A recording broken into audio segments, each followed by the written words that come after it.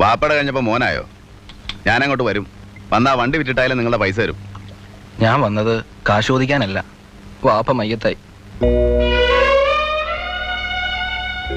കഴിഞ്ഞ വെള്ളിയാഴ്ച.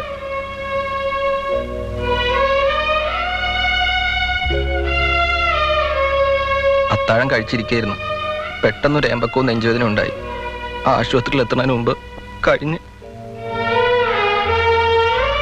ഒന്നും അറിയിക്കായിരുന്നില്ല. പറ്റിയില്ല.